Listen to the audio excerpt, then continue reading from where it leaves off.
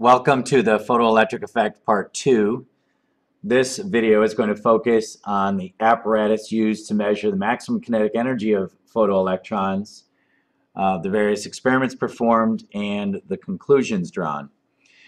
Once again, before doing that, you need to make sure that in addition to this video being open on your browser, that you also go ahead and download the photoelectric effect simulation from this website, which is also attached as a link on my class website. So go ahead and download that, and it should look something like this when you get it pulled up.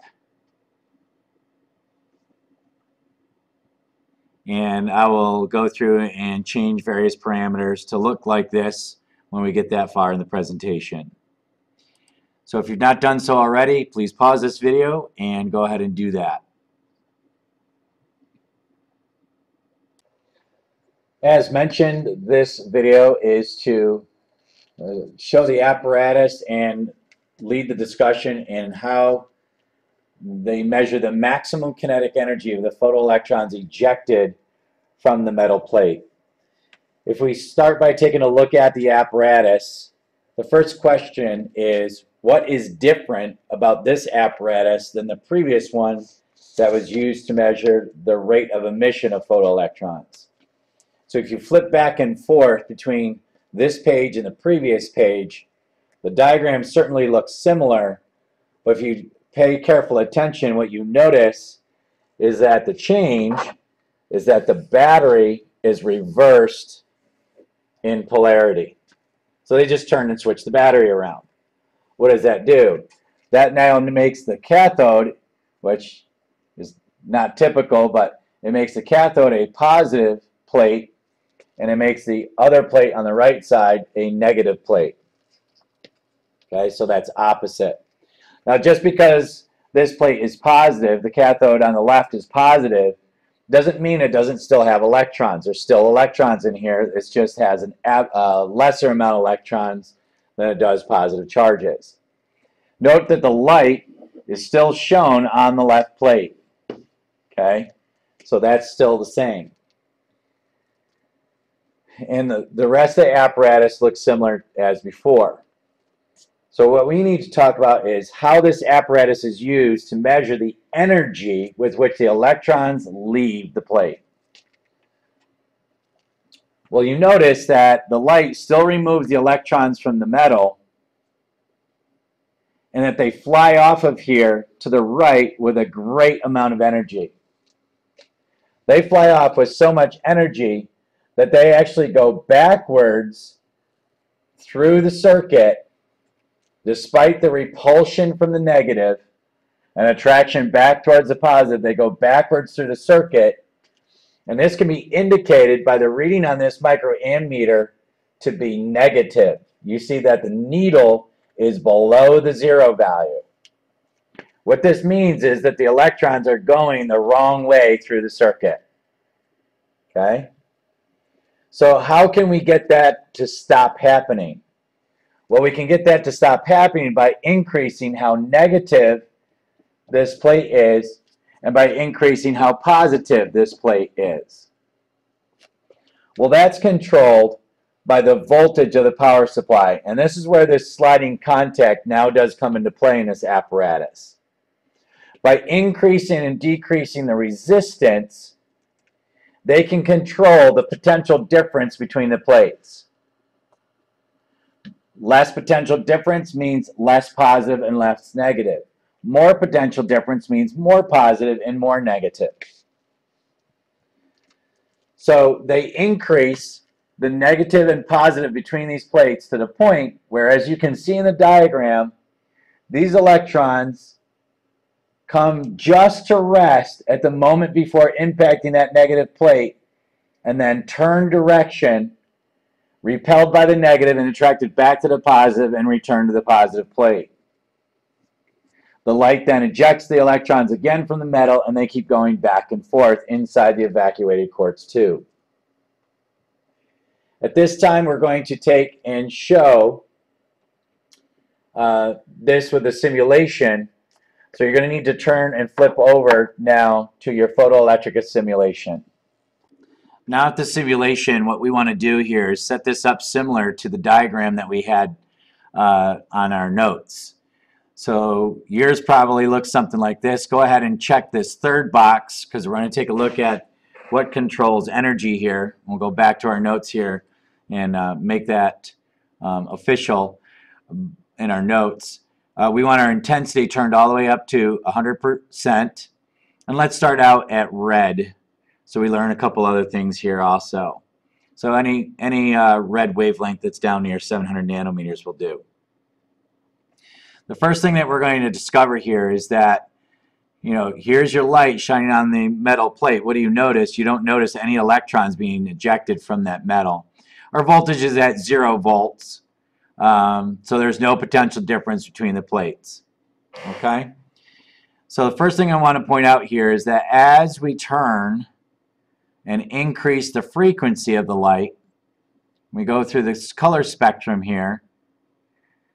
Notice that at about right here, electrons start being ejected from that metal.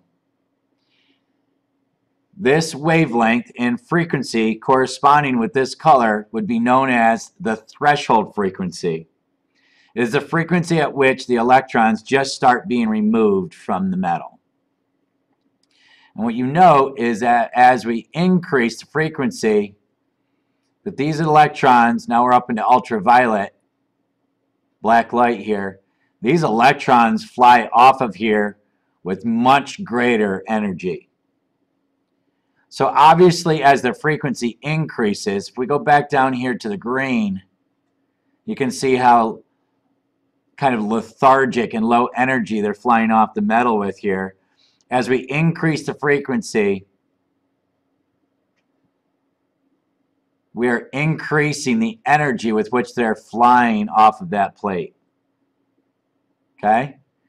Let's set it on, a nice about 200 nanometer frequency. Now let's take a look at how do they use this apparatus to measure the energy with which they're flying off the plate. What we want to do is we want to get these electrons to stop just before hitting this. And remember, we now switch the battery around.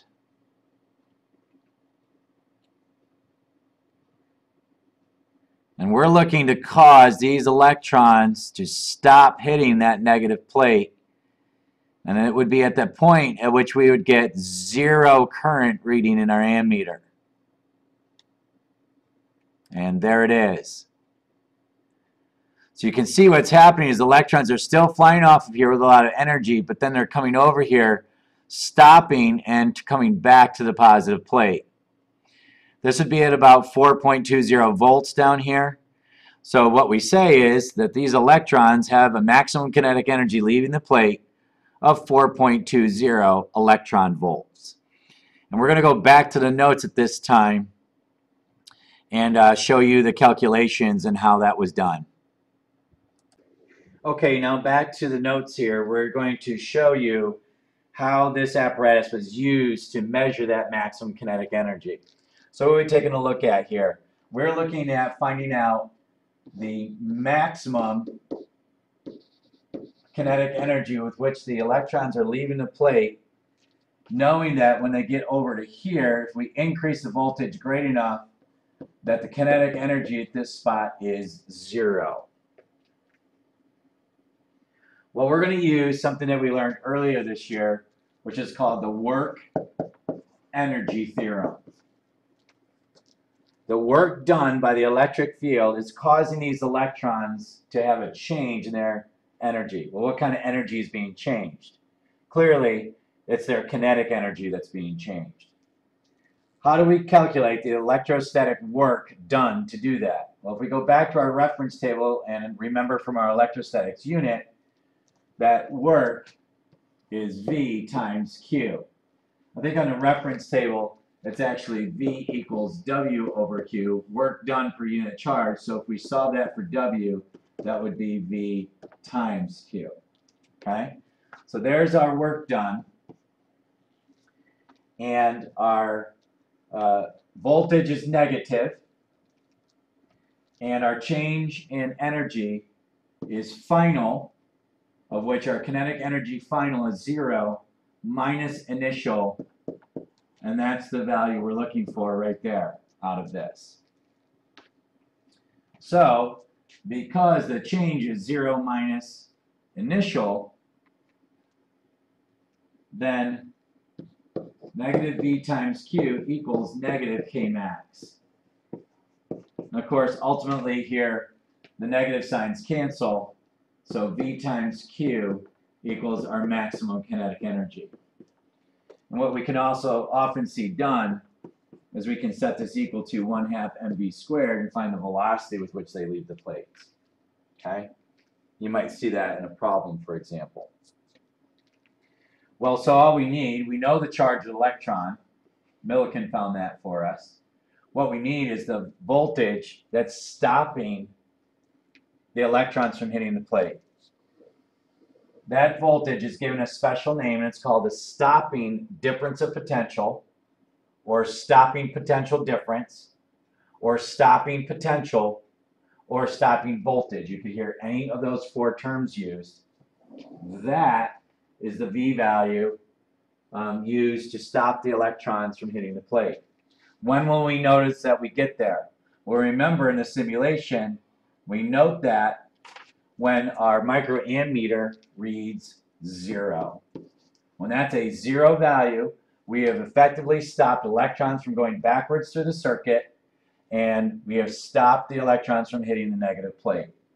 We have reached what is called the stopping potential, stopping difference of potential, stopping voltage, and we use that value to calculate the maximum kinetic energy.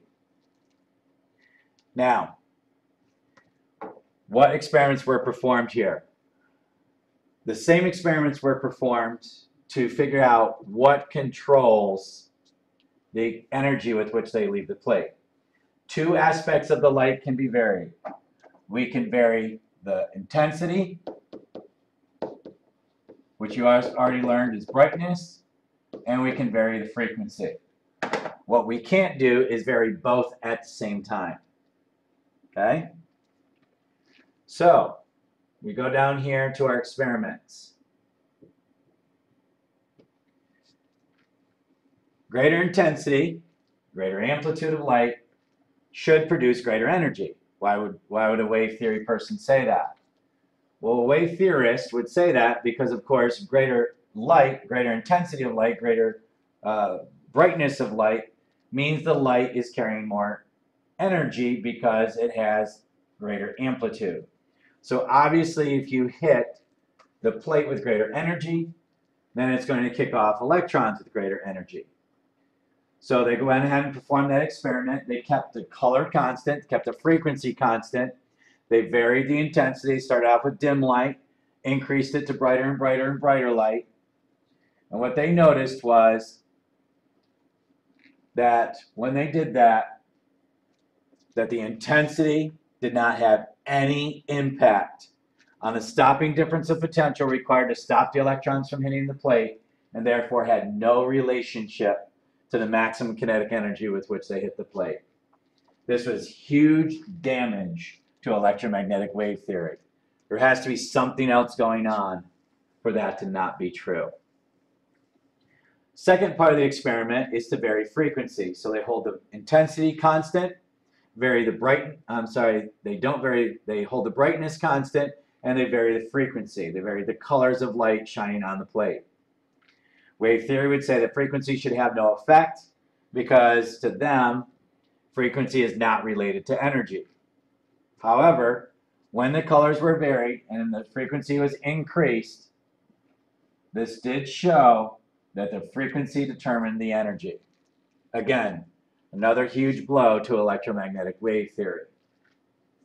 This is the end of the photoelectric effect part 2 discussion. Come back for more listening to the photoelectric effect part 3.